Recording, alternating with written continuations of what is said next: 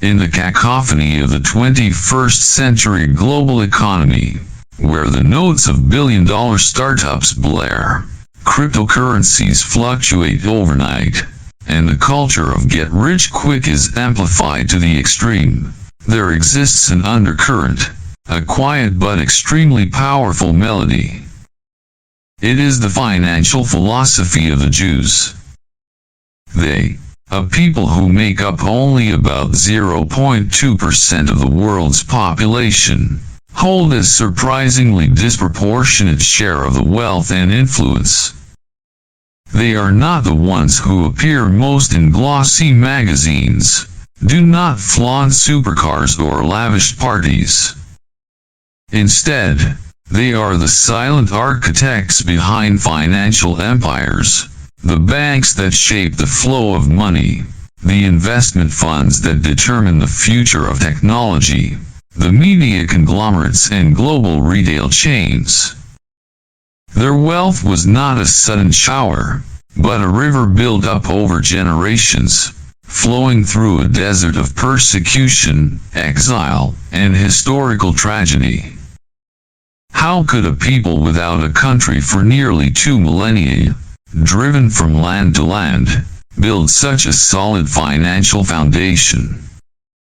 Were they gifted with a superior business gene? Or was there some secret network that outsiders could not penetrate? The answer, surprisingly and simply, lies not in bloodline or mystical intrigue. It lies in a mental operating system, a philosophy of money honed in the crucible of adversity, passed down from generation to generation as the most precious legacy.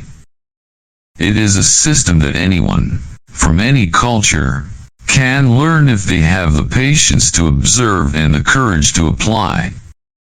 They didn't build their wealth on empty advice or 7-day millionaire courses. Their foundation was built on the most basic building blocks of financial intelligence: how you view money, how you command it, how you spend every penny with strategic vision, and most importantly, how you raise your children to be wise stewards instead of reckless spenders. This book is not a lottery ticket promising a life-changing experience. It is an invitation, a deep journey into the inner world of people who have turned money management into an art of living, an art of silence, wisdom, and enduring strength. If you have ever felt exhausted in a cycle of earning and spending, if your bank account never reflects the effort you put in, perhaps what you lack is not another job, but a different mindset. Let's begin the journey to decipher that underground river. This is not a sudden change, but a revolution in consciousness, one that will reshape your relationship with money forever. The Jews did not begin their financial education with the question, "How can I make more money?" They began with a much more fundamental question, "Is money listening to you, or are you following its dictates?" They understood a universal truth that most of the world only realized after a painful fall. The core issue is not how much you make, but how much you keep, and what purpose that money serves. Think of money as a wild horse. If you don't train it, don't put it on the saddle of discipline, and don't hold the reins of wisdom, it will rear up and drag you down into debt, stress, and regret. It will control you with its immediate desires, its impulses, and its fear of losing out. You will become a slave to the horse you worked so hard to catch. But if you learn the art of a horse trainer, with patience and understanding, you can turn that wild horse into a loyal steed. It will take you wherever you want to go, to freedom, security, and the ability to achieve higher goals. In the Jewish mind, Money is never an end in itself. It is a tool, a means, and sometimes, a burden that needs to be managed wisely. When you let money control your life, it will be an endless chain of reactions to external stimuli. But when you become the master of the cash flow, you will be the creator of your life. The old saying, "If you do not control money, it will control you," is not just a piece of advice. It is a law of existence in the material world. So, how to tame this wild horse? The first step is for the Jews to teach their children to understand the profound nature of money. Money is not pieces of paper or numbers. Money is a form of crystallized energy. It is the conversion of time, skills, intelligence, and the value that you have created for society. An hour of your labor is a quantity of life energy. A creative idea of yours is a ray of intellectual energy. A product you make that solves problems for others is a valuable energy stream. When you receive a salary or profit, you are receiving a certain amount of reserve energy. The question is, what will you do with this energy? Normal people use that energy to satisfy their immediate desires. They burn it on fancy meals, branded items, trips just to post pictures, and fleeting pleasures. They expend energy without receiving anything in return except a short-term feeling of satisfaction. Jews, on the other hand, see each coin as a seed of energy. And each seed has extraordinary potential if planted in the right soil. They do not burn money, they plant it. If you ask a Jewish businessman why he drives an old car when he could buy a luxury car, the answer might be, because this car gets me from point A to point B efficiently. The difference in money spent on a flashier car, I could use to buy an additional 5% stake in a promising company. The luxury car will lose 20% of its value as soon as it leaves the showroom. The other 5% stake could increase in value by 200% in 5 years. One burns energy, the other creates energy. Which do you choose? For them, spending money on something that does not create value is a waste of life energy. It is a sin against one's own future. One of the core principles that Jews apply with great discipline is to clearly distinguish between investment and consumption. Before every spending decision, they always ask the fundamental question: what value will this purchase bring in the future? If the answer is no long-term value, stop. If the value is just a temporary feeling, think again. If the value has the potential to create growth, it is an investment. This distinction helps them to be immune to the psychological traps that most people fall into. Shopping to show off. Spending money to create a false image of success. Spending to compare. Trying to keep up with the lifestyle of neighbors and friends. Shopping to soothe. Using closing the deal as a temporary sedative for inner insecurities. Jews teach that recording every expense is not about being stingy, but about understanding. Like a doctor reading a patient's medical record, they look at their expense chart to diagnose their financial health.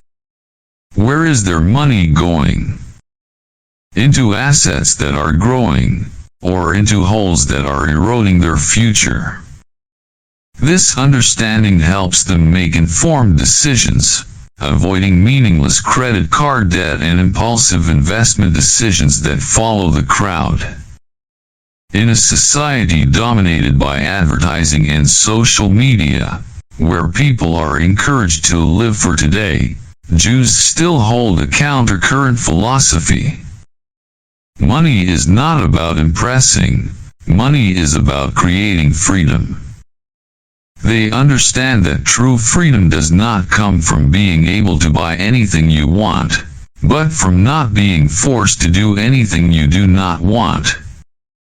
There is a famous fable in the Jewish community, told and retold through the generations. A father gave his little son 3 coins, and let him decide what to do with them. The boy, like any other child, immediately thought of buying the sweetest candies.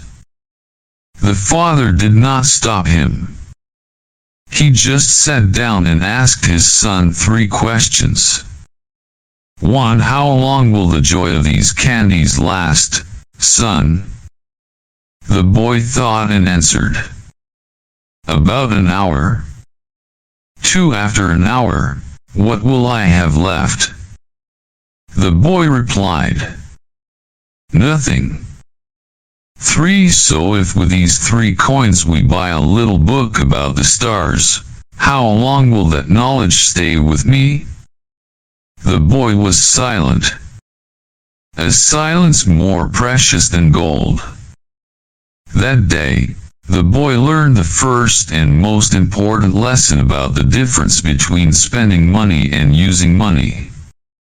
One choice brings instant and empty satisfaction, the other choice brings eternal value. The financial mindset of the Jews is a combination of stoicism, strategic vision, and iron discipline. They do not seek flashy wealth in the present. They invest in the sustainability of the future. That is why, even when faced with a crisis and losing all their material assets, they can still rebuild from scratch. Because the most valuable asset, the one that no one can take away, is the financial mindset and discipline in their head. Now, ask yourself, is your financial horse tamed or is it running wild? Is your money listening to you? Or are you being swept away by the storms of consumerism? The answer lies in your small daily decisions. And teaching your money to listen is the first step on the road to building a solid financial empire for yourself and future generations.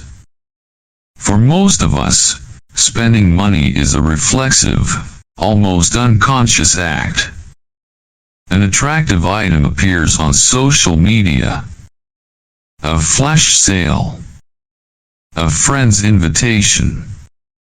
And then, with just a click, the money leaves the account. Emotions are the decision makers. Reason is just an excuse afterthought. For the Jews, however, spending behavior is elevated to an art that requires consideration and strategy. They have built a mental defense system, consisting of 3 golden gates, that each coin must pass through before it is allowed to leave the wallet. These 3 questions, if applied consistently, have the power to completely change a person's financial destiny. Gate 1. Is it profitable? This is the first and most important gate, based on the golden rule. Money must make money, or at least make value. Before buying anything, from a shirt to an online course, Jews will ask themselves, does this have the potential to increase my value in some way? Value here is understood in a very broad sense. Financial profit. Buying an asset that has the potential to increase in value. This is the most obvious form of profit. Educational profit. Buying a book, attending a seminar, learning a new skill. Knowledge is the highest compounding asset and never depreciates in value. A new skill can help you increase your income many times over the cost. Productivity returns. Buying a more powerful computer that gets you done twice as fast. Buying a better tool that helps you create better products. This is an investment in freeing up your time and energy. Health returns. Investing in clean food, a good pair of running shoes, a workout program. Health is the foundation upon which you can create all other value. Without health, all assets are meaningless. Relationship returns. Spending money on a coffee with a potential mentor, a small gift to maintain a quality relationship. Networks are an incredibly powerful form of intangible assets. If an item doesn't pass this gate, it becomes an expense or a deductible. This question forces them to let go of their emotional spending habits. They never spend money on things that only make them look rich on the outside but actually make them poor on the inside. The second gate. If my income disappeared for 6 months, would I still need it? This question does not come from pessimism, but from wisdom forged over thousands of years of tumultuous history. The Jews understand better than anyone that nothing is certain. Jobs can be lost, businesses can fail, economic crises can strike at any time. Therefore, before every purchase decision, especially with expensive items, they will perform a psychological test. Imagine tomorrow I lost all my sources of income. In that context, is this item really necessary for my survival and recovery? A bigger screen TV? Definitely not. A lavish vacation? It can be postponed. A new car just to replace a working car? Absolutely not. This question acts as a ruthless filter, helping them eliminate all frivolous desires and focus on what really matters. It helps them clearly distinguish between wants and needs. Most people's financial problems arise from people using money meant for needs to pay for wants. They buy things they want and then can't have the things they need. When a crisis hits, those who have been accustomed to going through the second gate will have a solid financial foundation to support themselves, while others will collapse under the weight of the liabilities they have accumulated. The third gate. Is there a cheaper, smarter, or free way to achieve the same result? Getting through the first 2 gates doesn't mean they will immediately spend money. The final gate is a test of wisdom and creativity. Want to learn a new skill? Instead of rushing to sign up for the most expensive course, they will look for good books in the library, free courses online, or find a mentor willing to share their experience. Need a home appliance? Instead of buying new, they will consider buying a good used one, or even find a way to repair the old one themselves. Want to entertain on the weekend? Instead of going to a fancy restaurant, they can organize a picnic and prepare their own food with the family, saving money and connecting emotionally. This question is not about stinginess, but about optimizing value. It trains the brain to look for smart solutions instead of easy ones. It turns them from a passive consumer into an active problem solver. In Jewish culture, there is a story about a boy who was taken to a toy store by his father. The boy was fascinated and pointed at an expensive remote-controlled plane. The father smiled and did not refuse. He took out his wallet, but instead of paying, he asked his son, "Do you know how many hours I had to work to buy this toy?" It was 5 hours of hard work. Now, I will ask you 3 questions, and you have to answer them honestly. 1. Gate 1. Did this plane help you learn anything new? 2. Gate 2. After a month, do you think you will still be playing with it every day? 3. Gate 3. If this were the last money your family had, would you still buy it? The boy thought silently, then shook his head and walked out of the store, empty-handed but with a financial lesson in mind more valuable than any toy. These 3 gates are not a formula for getting rich, but a formula for never being poor. They are the faithful sentinels that guard your financial fortress from invaders called emotions, impulses, and social pressures. They are the difference between being a financial adult and a child in an adult's body. You don't have to be Jewish to apply them.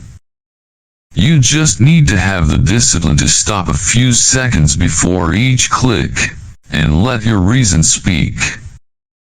In the modern world, financial experts offer a myriad of complex budgeting methods with flashy applications.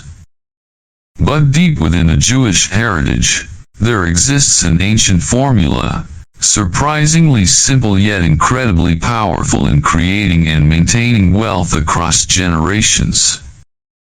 It is the October 20th, 70 rule. This is not a saving tip or a financial management trend.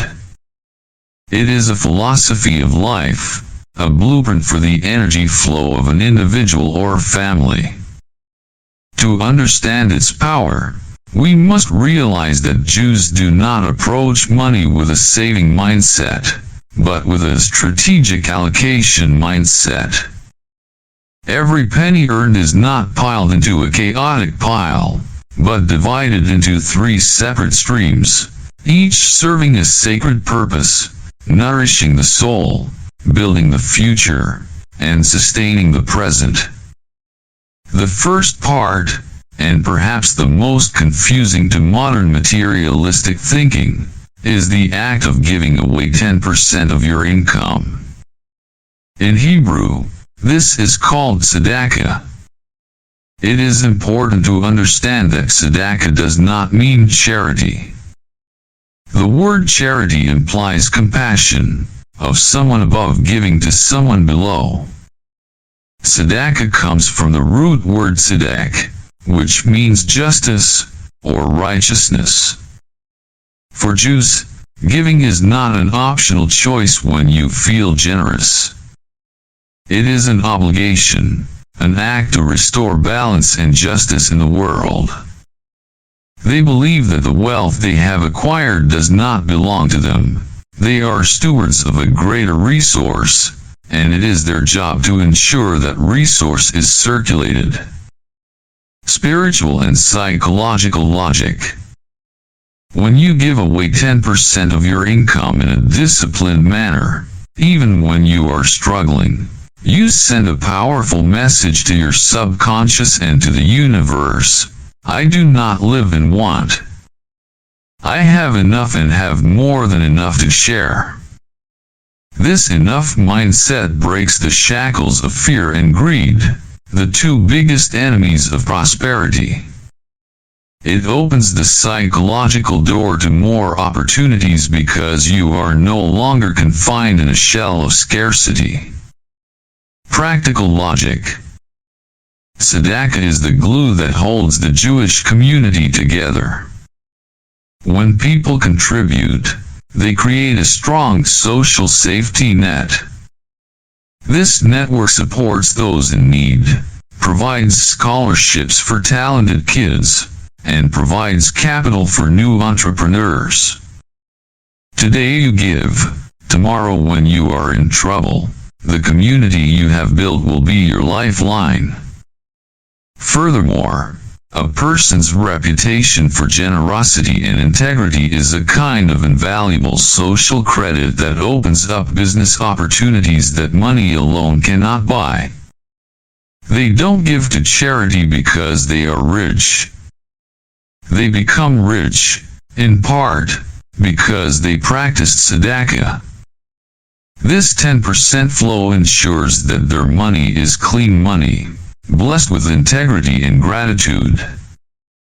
If the first 10% is for nurturing the soul and community, the next 20% is the core of building a financial fortress.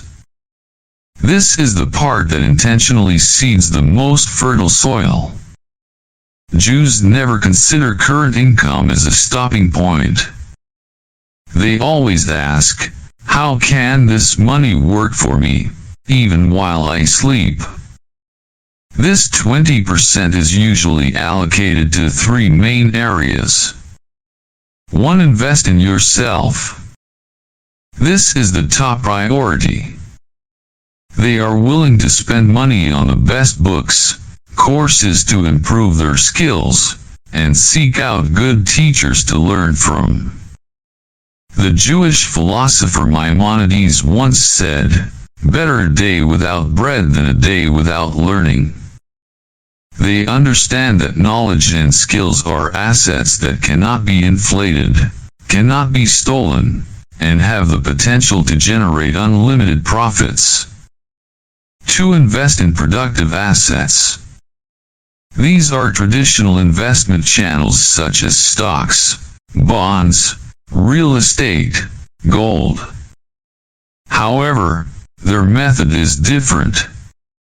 They do not surf or follow hot speculative trends. They are value investors, looking for assets with good fundamentals, undervalued and holding them for the long term. They buy a piece of a business rather than a stock. They believe in the power of compound interest, which they consider the 8th wonder of the world. 3. Invest in productive assets. This investment is for productivity and earning potential. It could be a more powerful computer for a programmer, a better set of tools for a carpenter, or efficient management software for a shop owner. Anything that saves them time and creates more value is considered a worthy investment. This 20% flow is their growth engine, working silently, steadily, and never stopping. Many people mistakenly think that with the remaining 70%, Jews spend freely. Quite the opposite. This is where the art of discipline and wisdom in daily life is most clearly demonstrated. They are masters of smart spending. Their principle is not living austerely, but maximizing the quality of life for each dollar spent. Quality over quantity. They would rather buy a well-tailored coat that lasts 10 years, than buy 10 cheap trendy ones that only last 1 season. They do not chase fashion, they invest in style and durability. Experience over material things. They understand that the joy of owning a new item fades very quickly, but the memory of a meaningful family trip or a cozy home-cooked meal will last forever. Function over appearance. Their home may not be the biggest or the most luxurious, but it will always be neat, clean, functional, and filled with books. They don't shop to impress the neighbors, they shop to serve their family's life. Managing this 70% flow well is the foundation for stability. If this part is leaked, no matter how well you invest or how much you give, your financial boat will sink. This is where the battle against consumerism takes place every day, and the Jews, through discipline and understanding of real value, always win. The 10-20-70 rule is not a set of numbers. It is a flexible framework. In prosperous times, the investment ratio can increase to 30% or 40%. In times of hardship, their spending rates may have to increase, but they will never completely abandon giving and investing, even if only a small amount. Because they understand that maintaining this cash flow architecture is the way to ensure that prosperity is not just a destination, but a sustainable journey. The history of the Jews is not written in glorious chapters in their own land. It is a saga of exile, banishment, dispossession, and living in the midst of hostile empires. For nearly 2,000 years, they were a people without a homeland. In medieval Europe, they were forbidden to own land, restricted from joining craft guilds. Their material possessions could be confiscated at any time, their homes could be burned, and their lives were always in danger. In the midst of that seemingly inescapable crisis, they made the greatest strategic pivot in the history of financial thinking. They asked themselves, when everything outside can be taken away, what is the one asset that no one can touch? The answer shaped their destiny. It was what lay inside the brain. When the door to land ownership closed, they found another land to cultivate. An endlessly fertile and completely mobile land, intelligence. From then on, knowledge was not just enlightenment, it became property. The ability to analyze, reason, memorize, calculate, language, law, became gold bars that could not be robbed. They turned poverty into motivation, turned adversity into a competitive advantage. Instead of being farmers, they became traders, connecting trade routes, handling complex transactions that required mathematical and linguistic acumen. Unable to join guilds, they became money lenders, financiers, creating a primitive banking system, a field based entirely on trust and calculated risk. Without an army to protect them, they had to use sharp arguments and negotiation skills to survive. They became lawyers, doctors, scientists, advisors to kings, professions whose core value lay in their brains.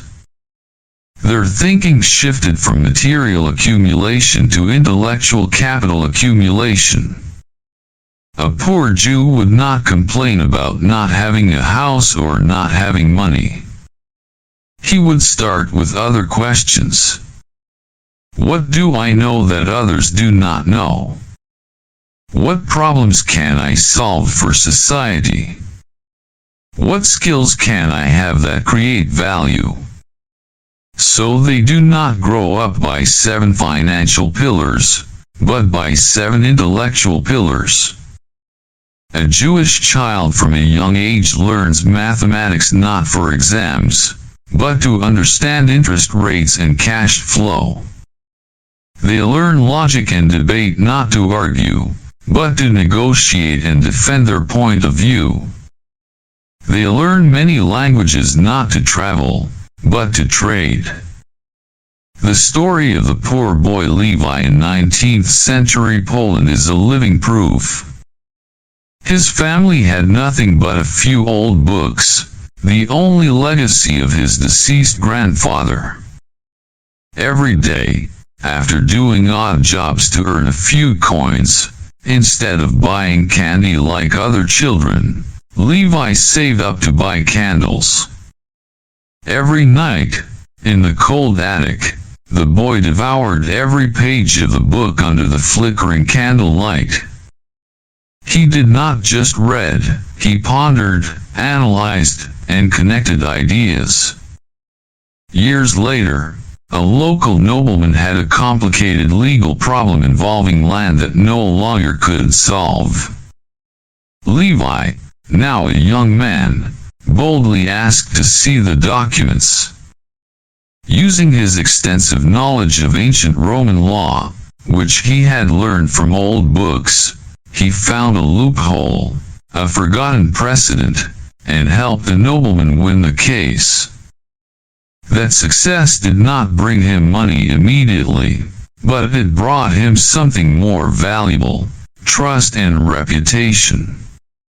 From an unpaid advisor, he gradually became the financial manager of the nobleman's entire estate, and eventually built his own banking system. When asked about the secret of his success, he just smiled and said, "Others sow the land out there. I sow the land in my head. The land can be seized, but the harvest in my mind cannot be harvested by anyone but me."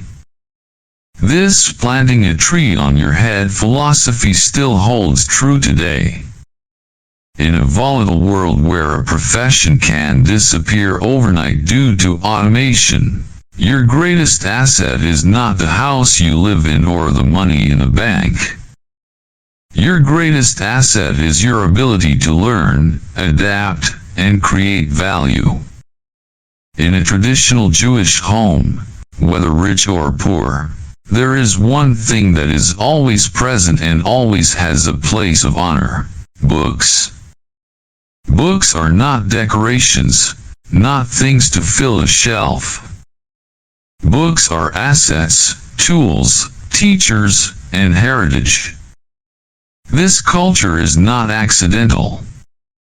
It stems from a deep reverence for the Torah and Talmud, which contain not only religious teachings but also monumental works of law, ethics, philosophy, and parables. Thousands of years ago, when most of the world was still illiterate, Jews considered reading and writing a basic requirement for every man.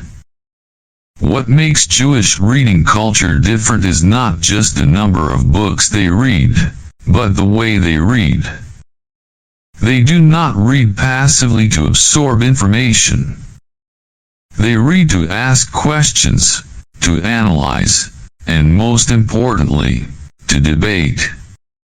The traditional method of studying Talmud, called Shavruta, requires two students to sit face to face, read a passage together, and then debate its meaning. No answer is accepted easily. Every opinion must be defended logically, with evidence from other passages. This process is not aimed at finding who is right or wrong, but at honing critical thinking, argumentative ability, and the ability to look at an issue from many different angles. This learning method has inadvertently trained them in invaluable skills in business and finance. Contract analysis. The ability to read and find subtle points and loopholes in a legal document. Commercial negotiation. The ability to present a point of view logically, anticipate the counter-arguments of partners and make convincing arguments. Risk assessment. The ability to see through the assumptions behind a business plan, and ask what-if questions. For a Jewish father, the greatest legacy he leaves his children is not a fat bank account, but a love of learning and a well-trained mind. Their dinner is not just a meal, it is a seminar where adults and children discuss a social issue, a story from a book, or a new article. They teach their children that the answer is not as important as the question. Curiosity is encouraged. Skepticism is respected.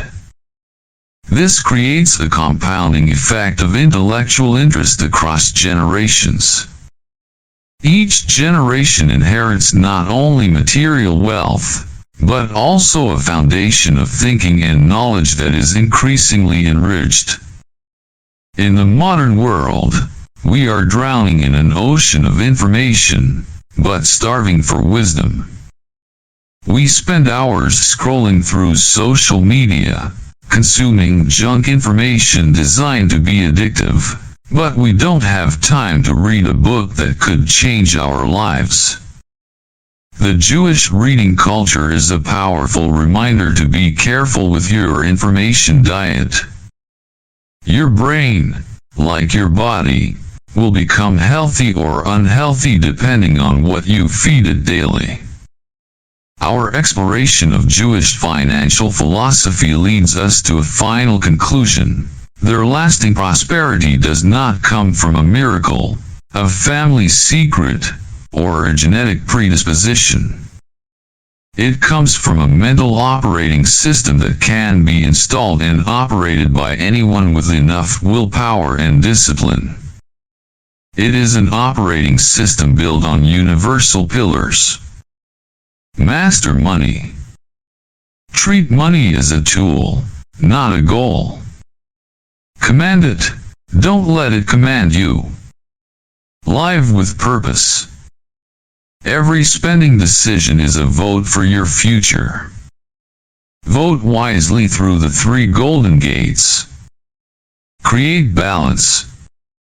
Allocate your resources strategically using the October 20th 70 rule to nourish your soul, future, and present. Invest in your mind. Realize that your most valuable, inalienable asset is your brain. Make it the most fertile soil. Create a culture of learning. Make reading and lifelong learning an integral part of your life and your family's. You can't choose where you were born, but you can absolutely choose how you think. Stop chasing the winds of instant wealth and start sowing the seeds of a forest of generational prosperity. The soil is already there. It's right between your ears. And the first seed is the decision you make today.